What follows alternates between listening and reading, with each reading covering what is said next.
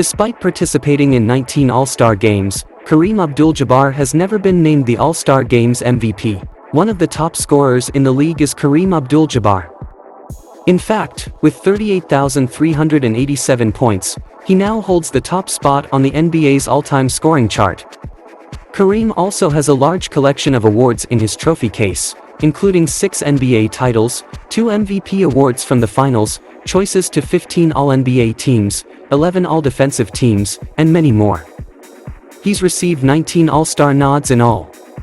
Kareem, however, was never named the MVP of the All-Star game out of those 19 selections. The Miami Heat used to play in the Western Conference. The Miami Heat play in the Southeast Division of the Eastern Conference, as we are all aware of today. The team entered the NBA, however, by being assigned to the Western Conference, more particularly the Midwest Division, despite its Florida base. The most in NBA history, Shaquille O'Neal has co-MVP'd twice in the All-Star game.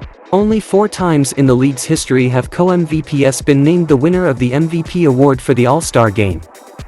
Shaquille O'Neal has taken home 3 of the same accolades, and 2 of them came from those exceptional occurrences. Providence, Rhode Island once had a team. The Providence Steamrollers were one of the teams that made up the Basketball Association of America, which was the origin to the NBA. This team played for 3 seasons in all, compiling a combined record of 46-122. Toronto's first basketball team is not the Raptors. Unbelievably, the Raptors and the Vancouver Grizzlies weren't the first NBA clubs to begin play in Canada. The Toronto Huskies, one of the original teams in the league. Muggsy Bogues was a first-round pick. Muggsy Bogues is the shortest player to ever compete in the NBA at 5 feet 3 inches. One wouldn't assume he was a first-round choice considering he averaged just 8.3 points and 6.6 assists over his 4 years at Wake Forest. One would be mistaken, as the Washington Bullets selected the small point guard with the number 12 choice in the 1987 draft. He would go on to have a 14-year career, carving out his own as a reliable passer and defensive menace. He only consistently averaged 10 or more points 3 times in terms of scoring. Nevertheless, because of his height, he was somewhat of a folk hero and continues to have a large following.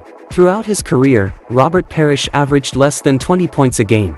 One of the finest centers to ever play the game is without a doubt Robert Parrish. He was 7 feet tall, played in 9 All-Star games over the course of his 21-year career, and won 4 championship rings, 3 with the Boston Celtics and 1 with the Chicago Bulls. Given that he played for the Dynamite Celtics teams of the 1980s, one may assume that his statistics were out of this world. Parrish was more of a reliable scoring center than anything else. In fact, 5 times he averaged more than 18 points. For the team that drafted Chris Webber, he never participated in a single game. Chris Webber, one of the Fab Five players for the University of Michigan, was a stud on the court. He played for the Wolverines for 2 seasons, averaging 10.4 rebounds and 17.4 points per game.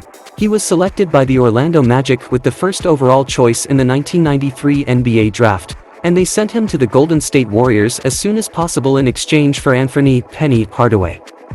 Few people are aware that the future Hall of Famer was not selected by the Warriors. Dave DeBusschere played baseball professionally. Dave DeBusschere finished his 12-year career with averages of 16.1 points and 11 rebounds per game, making him one of the best players of his generation. DeBusschere played baseball for 2 seasons and was a 2-sport athlete as well.